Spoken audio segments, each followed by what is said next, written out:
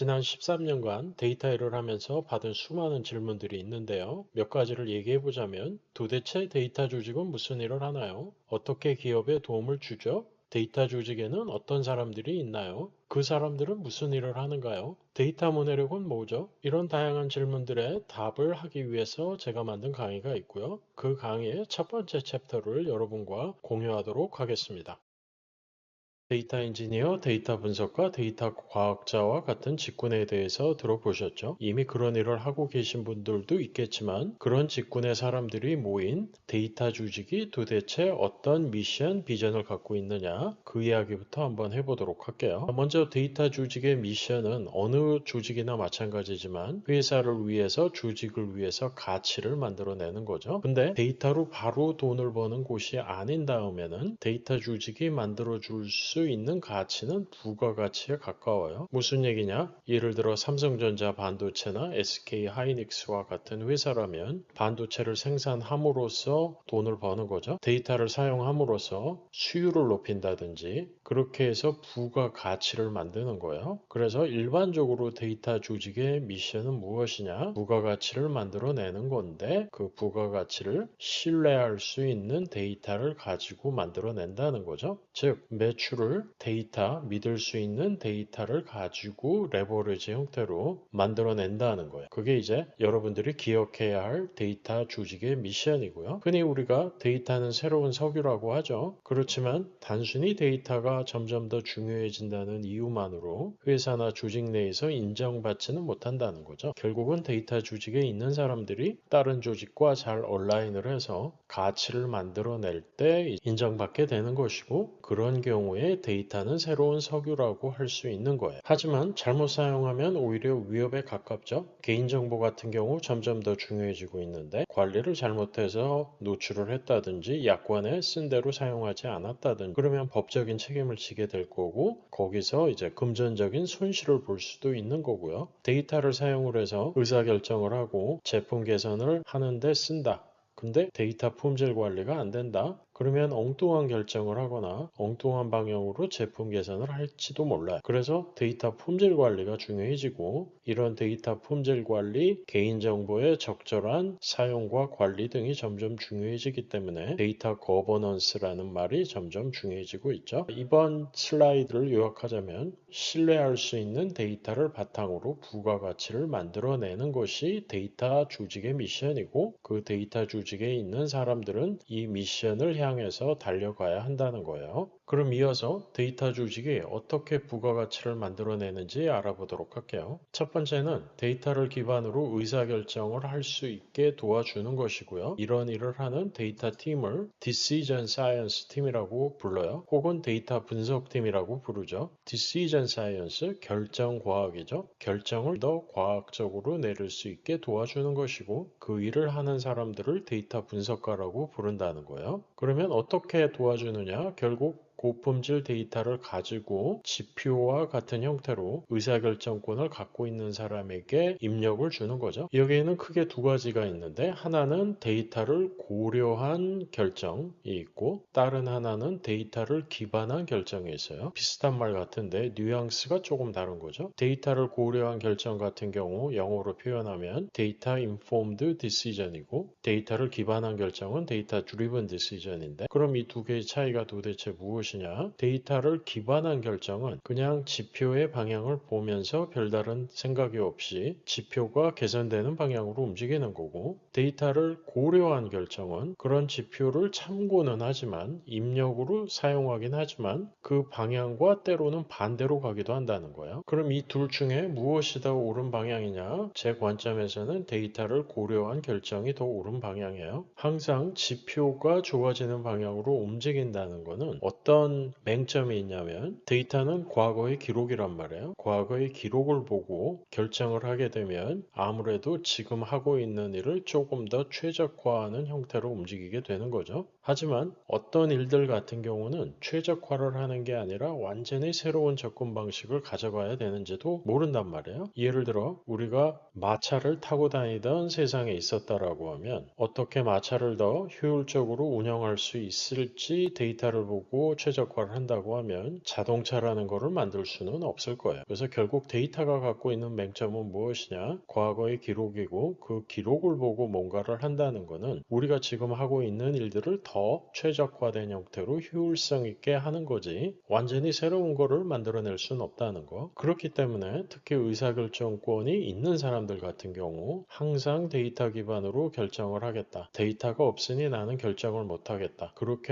생각하지 마시고 데이터를 고려해서 때로는 데이터가 이야기하는 반대 방향으로 움직여야 될 수도 있고 데이터가 없는 상황에서도 결정을 내릴 수 있어야 한다는 거예요. 그래서 이 두 개의 결정 방식의 뉘앙스의 차이 꼭 기억하시고요. 제가 볼 때 의사결정권을 가진 조직의 리더는 데이터 인폼드 디시전을 할 수 있는 뚝심이 있는 사람이어야 한다고 개인적으로는 믿어요. 자, 그럼 구체적으로 데이터를 기반으로 중요한 지표, 예를 들면 매출액이 어떻게 되느냐, 우리 서비스를 사용하는 유료 회원의 수가 어떻게 되느냐, 그런 거를 정해 놓고 대시보드 상에서 시각화함으로써 의사결정권을 가진 사람이 왼쪽으로 갈지 오른쪽으로 갈지 A를 선택할지 B를 선택할지 결정할 수 있게 해주는 거죠. 때로는 리포트를 만들므로써 의사결정을 조금 더 쉽게 할 수 있게 도와주고 그런 일을 하는 팀이 Decision Science 팀이고요. 그 팀 안에서 이런 일을 하는 직군을 데이터 분석가라고 부르는 거예요. 이게 이제 데이터 조직이 부가가치를 만들어내는 첫 번째 방법이고요. 이거를 데이터 문해력의 시작이라고 할 수 있죠. 결국 데이터 문해력은 뭐냐? 데이터를 읽고 활용할 수 있는 능력이고요. 그 시작은 의사결정을 데이터를 바탕으로 할 수 있느냐. 이게 데이터 기반일 수도 있고 데이터를 참고한 것일 수도 있고 시작은 기반이겠지만 결국은 데이터를 참고하는 고려하는 결정을 할 수 있는 형태로 진화해야 할 거예요. 그러면 데이터 조직이 만들어내는 두 번째 부가가치를 한번 얘기해 볼게요. 앞에 첫 번째 부가가치는 회사 내부에서 의사결정을 데이터를 바탕으로 하는 거였고 두 번째는 조금 더 외부를 바라보면서 우리 제품을 쓰고 있는 고객들이 우리 제품을 더 잘 쓸 수 있게 제품의 품질을 높이는 혹은 서비스의 품질을 높이는 형태로 데이터를 활용하는 거죠. 그게 이제 우리가 흔히 얘기하는 머신러닝을 쓰는 경우가 일반적인데 이런 일을 하는 팀을 프로덕트 사이언스 팀이라고 해요. 제품 과학이죠. 제품을 과학적으로 개선한다는 의미이고 이런 일을 하는 사람들을 보통 데이터 과학자라고 부르죠. 그럼 데이터 과학자들은 어떤 일을 하느냐? 프로덕트 오너 혹은 엔지니어들과 함께 일을 해서 고품질 데이터를 바탕으로 고객들이 사용하는 서비스 경험을 개선하거나 아니면은 제품을 생산하는 업이라면 생산 프로세스를 최적화하는 그런 일들을 하는데 보통은 머신러닝과 같은 알고리즘을 써서 이런 개선을 만들어낸다는 거죠. 예를 들면 개인화 같은 걸 하는 거예요. 어떤 사람의 과거 히스토리를 보고 그 사람에 맞는 아이템을 추천하는 형태로 그거를 통해서 가치를 만들어내는 거죠. 그런 예를 들 수 있고요. 두 번째 예로 생산을 하는 업체라면은 공정 과정에서 어떤 기기가 고장이 나면 공정 과정이 중단이 되고 기기를 교체를 해야 될 텐데 만약에 기기가 고장 날 것 같다라는 것을 예측할 수 있다라고 하면은 그 공정 과정이 꺼져 있을 때 모든 사람들이 퇴근한 다음에 밤에 그 기기를 교체할 수 있을 거고 공정 과정에 미치는 악영향을 최소화할 수 있겠죠. 이것이 바로 데이터 조직이 만들어내는 두 번째 부가가치 데이터 기반으로 제품 개선을 해주는 거예요. 그런데 이렇게 데이터 분석가나 데이터 과학자가 그러니까 Decision Science 팀이나 Product Science 팀이 부가가치를 만들어내려면은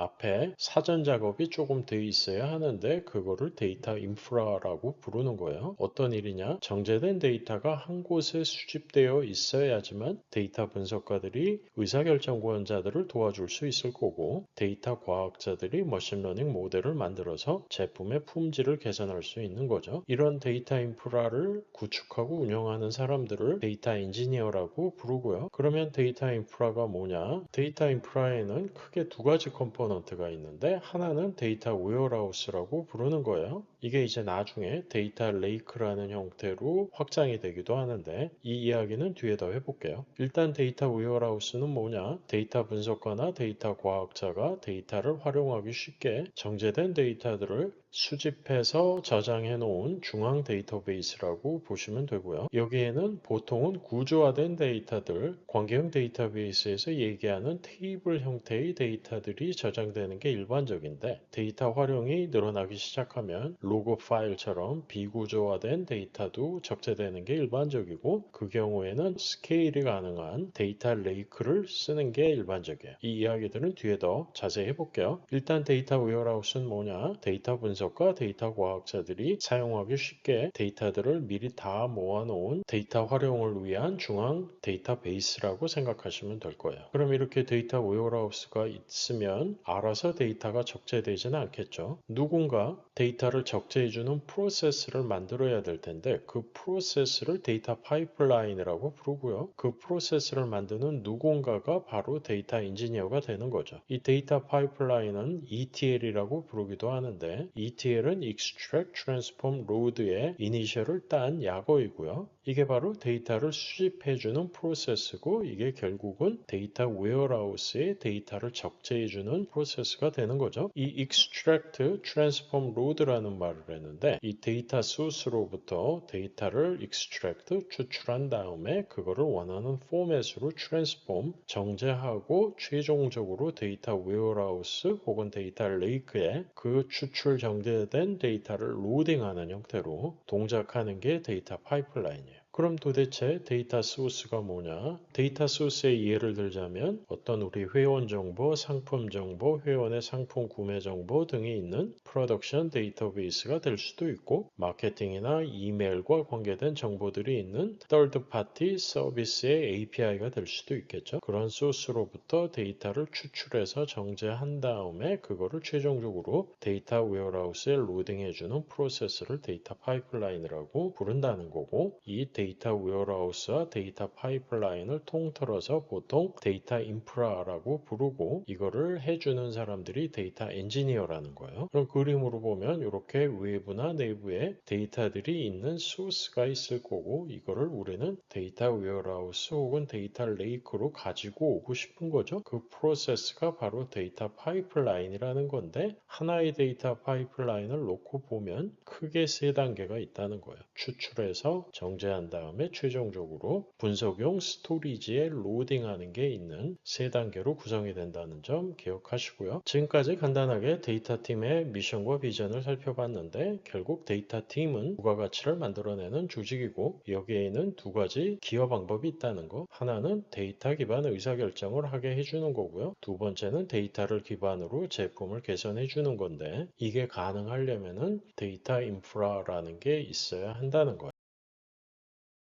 지금까지 여러분께서 들으신 내용은 인프런에 제가 만든 데이터로 미래를 그리다 라는 강의의 첫 번째 영상이고요. 이 강의를 통해서 여러분들이 배울 수 있는 거는 크게 세 가지인데요. 첫 번째는 데이터 문해력에 관한 필수적인 개념들을 학습하고 이해하는 거고요. 두 번째는 비즈니스 성장을 위한 데이터 활용 방법에 대해서 배우는 거라고 볼 수 있고요. 마지막은 학습 진도율이 어느 정도 나간 분들을 대상으로 원하시는 경우 1대1 코칭을 1회 제공한다는 거예요. 이 강의에 대해서 더 자세히 알고 싶으시다면 여기 QR코드를 확인해 보시던지 영상 설명란에 있는 링크를 확인해 보시기를 추천드릴게요. 데이터 조직의 비전과 미션에 대해서 이해할 수 있는 시간이 되었기를 기원하고요. 다음 시간에 뵙겠습니다.